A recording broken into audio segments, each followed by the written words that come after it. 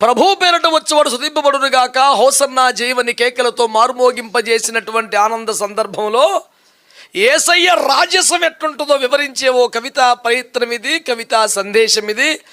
దానిని నేనేమన్నానంటే, ఇదే కదా అసలు సిసలైన రాజసం అన్నాను.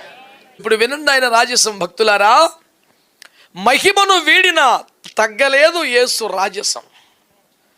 మహిమను వదిలి భూమి మీదకి వచ్చేసి కానీ రేంజ్ ఏమైనా తగ్గిందా? మహిమను వీడినా తగ్గలేదు యేసు రాజసం.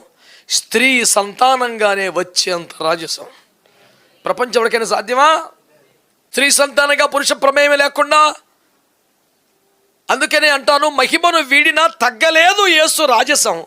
స్త్రీ సంతానంగానే వచ్చేంత రాజసం. చెప్పిన దేశానికే గోత్రంలోకే వచ్చేంత రాజసం. ఉదయించడముతోనే రాజులను వణికించిన రాజసం. శిశు దశలోనే బంగారమును కానుకనుగా పొందిన రాజసం. బాల్యంలోనే బోధకుల జ్ఞానమును తేలజేసిన రాజసం. యవనేచ్ఛలను దరి చేరనివ్వని రాజసం. అన్నపానములను అన్ని శోధనలను జయించిన రాజసం. యవనేచ్ఛలను దరి చేరనివ్వని రాజసం. అన్నపానములను అన్ని శోధనలను జయించిన రాజసం.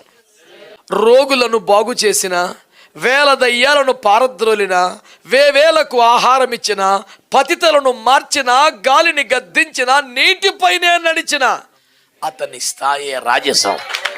రోగులను బాగు చేసిన, వేవేల దయ్యాలను పారద్రోలిన, వేవేలకు ఆహారం ఇచ్చిన, పతితలను మార్చిన, గాలిని గద్దించిన, నీటిపైనే నడిచిన అతని స్థాయే రాజసం. ఇంత చేసిన అహం నెత్తికెక్కనివ్వని, దీనత్వం వీడని, గాడిద నెక్కిన రాజసం. ఆలయ శుద్ధీకరణకై కొరడా పట్టిన రాజసం. లోక రక్షణకై సిలువనెక్కిన రాజసం.